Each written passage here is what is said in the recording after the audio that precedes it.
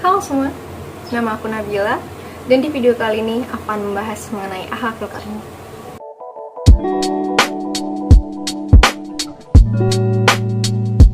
Baik, sebelum video ini dimulai, video ini diperuntukkan sebagai penugasan akhir semester 1 mata kuliah Tauhid dan Akhlak Tasawuf, program studi Matematika Murni kelas 1B UIN Wali Songo Semarang tahun 2021. Besar di lingkungan yang majoriti muslim, topik mengenai akhlak itu udah gak asing lagi di telinga aku. Banyak contoh-contoh real yang menyangkut mengenai akhlak. Biasanya yang sering terjadi, permasalahan mengenai akhlak di lingkungan keluarga itu contohnya seperti tanpa sengaja nih.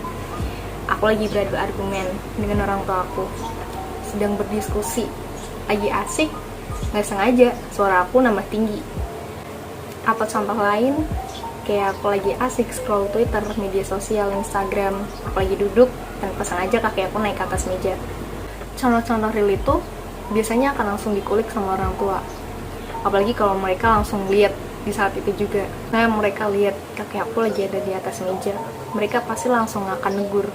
Dan pastinya mengulik masalah akhlak. Kamu cewek, kok kakinya di atas meja? Akhlaknya dibenerin dong. Atau ketika kita tanpa sengaja berbicara dengan nada yang tinggi ke orang tua, mereka pasti langsung nggak sopan sama orang tua, akhlaknya dong, bicaranya yang baik. Nah, berangkat dari situ, otak aku mulai menangkap nih, akhlak itu apa sih? Secara sederhana yang aku tangkap, akhlak itu tabiat yang dilakukan seseorang yang baik. Kenapa aku bilang akhlak itu tabiat yang baik? Ya, sesimpel karena ketika aku melakukan sesuatu yang dilihat nggak enak, kurang enak didengar, kurang enak dilihat, mereka pasti langsung mengulas tentang akhlak. Dan dari situ aku berpikir bahwa akhlak itu adalah tindak laku yang baik. Tapi ternyata setelah aku berbincang dengan banyak orang, bertemu dengan banyak guru dan lain sebagainya, berdialog masalah ini, ternyata akhlak itu nggak harus yang baik. Ya, intinya akhlak itu dibagi menjadi dua. Karena pastinya di dunia ini tuh selalu ada yang baik dan ada yang buruk. Pun dengan akhlak, ada akhlak yang baik atau yang biasa disebut dengan akhlak mahmudah, dan akhlak yang buruk atau biasa yang disebut dengan akhlak mazmumah. Sebelum kita membahas mengenai akhlak yang baik dan akhlak yang buruk, kita harus ngerti dulu nih, sebenarnya akhlak itu apa sih? Kata akhlak itu berasal dari bahasa Arab, yaitu al-khulq, yang berarti tabiat, perangai, tingkah laku, kebiasaan, dan kelakuan. Kalau menurut istilahnya, akhlak ialah sifat yang tertanam di dalam diri seseorang yang biasa dikeluarkan dengan senang dan mudah tanpa adanya suatu pikiran dan paksaan. Dari yang aku tangkap, akhlak itu tabiat yang dilakukan secara spontan. Kalau menurut Al-Ghazali, filsuf terkenal di Islam, beliau mendefinisikan akhlak dalam kitabnya yang berjudul Ulum Adin sebagai suatu perangai, watak atau tabiat yang menetap kuat dalam jiwa seseorang dan merupakan sumber timbulnya perbuatan tertentu dari dirinya sendiri, secara mudah dan ringan, tanpa perlu dipikirkan atau direncanakan sebelumnya.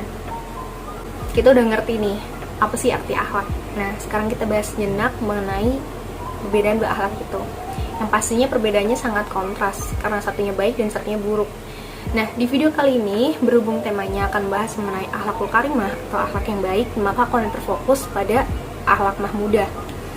Menurut Atang Abdul Hakim, dalam tulisannya di Metodologi Studi Islam yang dirilis pada tahun 2007, ia menyatakan bahwa akhlakul karimah ialah segala tingkah laku yang terpuji, yang merupakan tanda kesempurnaan iman seseorang kepada Allah. Akhlakul karimah dilahirkan berdasarkan sifat-sifat yang terpuji. Menurutnya, akhlak yang baik itu akhlak yang senantiasa berada dalam kontrol ilahiyah, yang dapat membawa nilai-nilai positif dan kondusif bagi kemaslahatan umat seperti sabar, tawadu, rendah hati, dan segala yang bersifat baik. Sekarang kita langsung aja ke implementasi akhlak dalam kehidupan sehari-hari. Seperti yang dijelaskan bahwa akhlak itu nggak akan lepas dari dalam jiwa kita sendiri.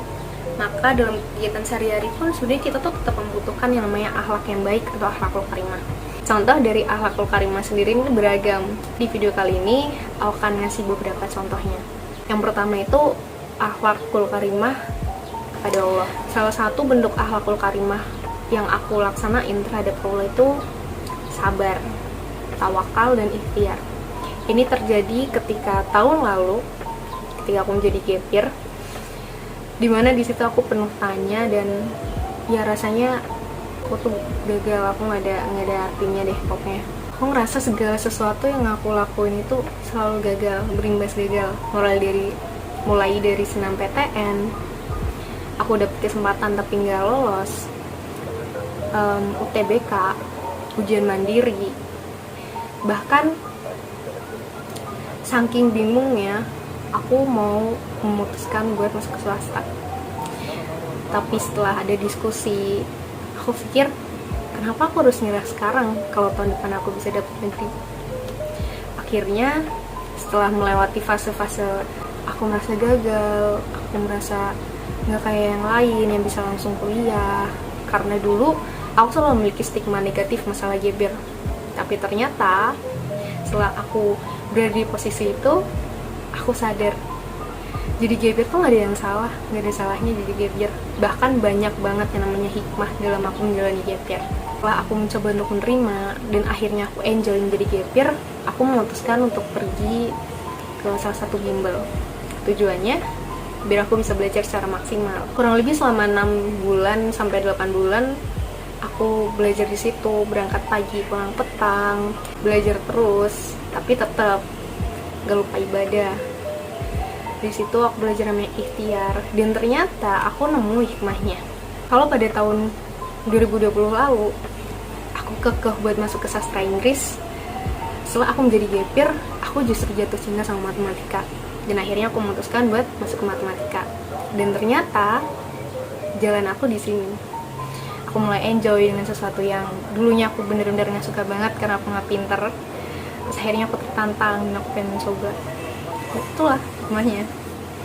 Dan yang kedua itu akhlakul karimah terhadap diri sendiri. Aku mau sedikit cerita lagi nih. Sejak aku duduk di kelas 6 SD, aku didiagnosa memiliki glaukoma mata. Tapi ternyata belum terlambat. Pertama kali didiagnosa glaukoma dengan tekanan bola mata yang benar-benar tinggi banget, bahkan dokter dulu bilang ini kalau misalnya kelewat sedikit patah sarafnya. Dan itu benar-benar yang aku trauma. Maka dari itu sejak kelas 6 SD aku harus rutin check up setiap bulan, setiap 2 bulan buat ngecek kondisi tekanan bola mata aku. Nah dari situ aku ikhtiar apa? Biar mataku tetap sehat, yang diamanahkan sama Tuhan tetap aku jaga. Aku harus konsumsi obat, tetes mata, dan lain sebagainya. Dan juga nih masalah tadi gap year yang dari pagi sampai petang aku belajar di tempat bimbel, aku juga nggak lupa buat tetap makan, tetap jaga stamina. Karena buat apa belajar kalau kita nggak sehat? Pas di hari hanya malah jatuh sakit, semuanya mubazir. Lalu yang ketiga, akhlakul karimah kepada makhluk Allah. Dalam kegiatan yang aku laksanain itu menyiram tanaman. Menurut aku, tanaman dan manusia itu sama-sama aja tingkatannya, sama-sama pentingnya, sama-sama perlu perhatian. Cuma manusia aja yang butuh minum, nggak butuh makan. Tanaman juga butuh. Caranya dengan kita siram, kita rawat, kita kasih pupuk kalau perlu. Lalu yang keempat, ada akhlakul karimah kepada sesamanya itu kepada ya teman, orang tua, sesama manusia. Contoh di sini aku memberi. Aku suka memberi, aku suka ketika orang lain bilang makasih ke aku walaupun yang aku kasih itu sedikit, misalnya kayak 1 roti, 2 roti, bahkan menolong misalnya teman lagi butuh, mau tanya tugas. Yang terakhir itu menjaga kebersihan. Menjaga kebersihan tuh banyak. Menjaga diri kalian bersih, mandi secara teratur, membersihkan tempat tidur, membersihkan rumah. Salah satunya itu mencuci piring, bisa melakukan aktivitas yang bikin piring kalian, bikin perabot dapur kalian kotor, cuci secepatnya, soalnya kalau enggak nanti bisa menimbulkan bau dan bikin kerak yang susah hilang. Buat bonus terakhir, karena sekarang lagi di minggu-minggu UAS, kayaknya belajar juga termasuk salah satu bentuk dari akhlakul karimah. Belajar itu menurut aku sangat penting banget bahkan. Karena dari yang aku rasa semakin banyak aku belajar, justru semakin sedikit yang aku tahu. Semakin aku ngerasa bodoh, semakin aku ngerasa aku nggak ngerti apa-apa nih. Aku nggak tahu kenapa, tapi itu bener-beneran real terjadi. Untuk akhlakul karimah atau akhlak yang baik, kita harus bisa selalu mengimplementasikannya ke kehidupan sehari-hari. Karena nggak akan bikin kita rugi, dan kita juga bisa saling membantu sesama, bikin kondisi yang harmonis dari akhlak yang baik ini, dan tentunya bikin orang lain seneng. Kalau orang lain seneng, itu bakal jadi pahala buat kita sendiri. Jadi buat kalian semua, jangan lupa selalu terapkan akhlakul karimah di kehidupan sehari-hari kalian, dan jangan lupa untuk niatkan ikhlas dalam hati kalian. Jangan merasa ingin timbal balik dari orang lain. Sekian dari aku, mohon maaf apabila ada kekurangan dan salah kata.